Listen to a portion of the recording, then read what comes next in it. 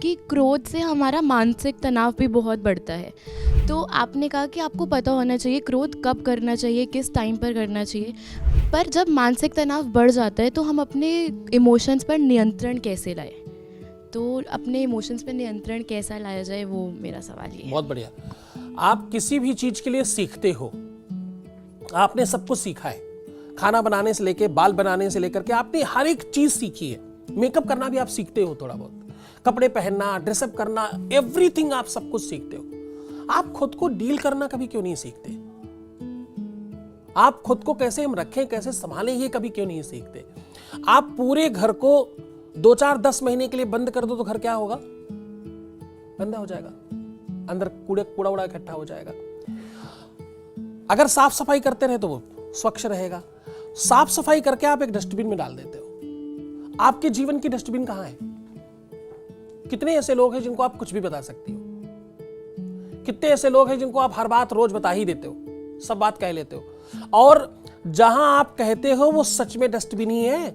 Dustbin बोलती नहीं, dustbin बदल कर कुछ नहीं देती। डस्टबिन का काम है सिर्फ ले लेना। वन वे ट्रैफिक है डस्टबिन के साथ। ऐसा है क्या तुम्हारे पास?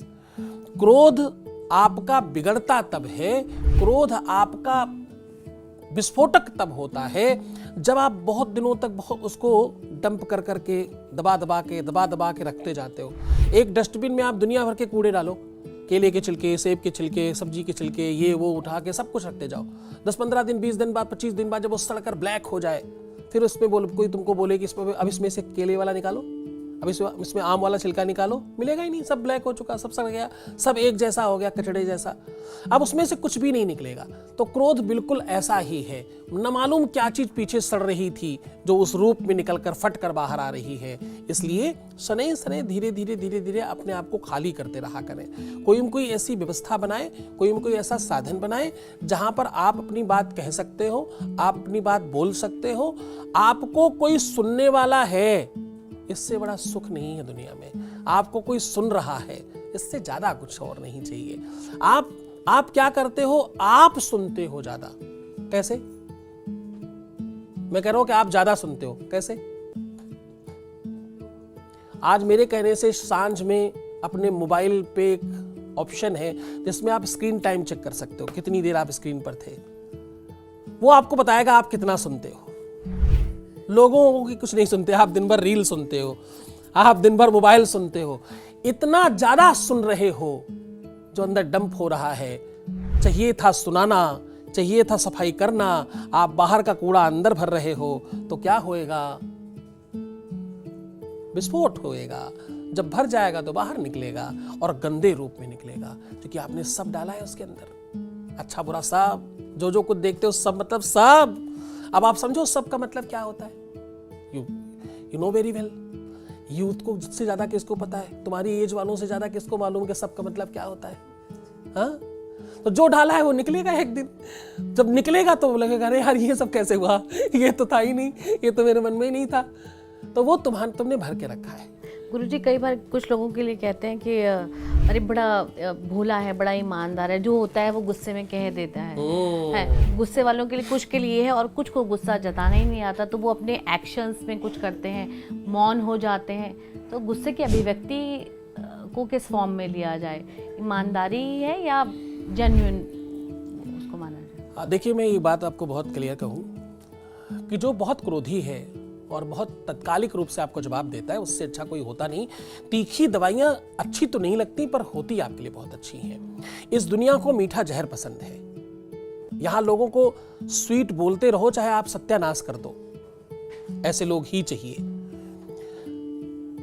अगर इस भीड़ में कोई ऐसा व्यक्ति मिल जाए जो आपके मुंह पर आंख डालकर यह बोलने की क्षमता, सामर्थ्य रखता हो कि तुम यहां गलत हो और ये तुम गलत कर रहे हो, तो उसे गले लगाना, उसको साथ रखना कि ऐसे भीड़ में अच्छे लोग कम है, भैया तुम साथ रहा करो, कम से कम कोई बताने वाला तो है कि भाई हम कहाँ गलत हैं। तुलसीदास जी ने कहा कि निंदक नीरे राखिए आंगन कुटी छवाए।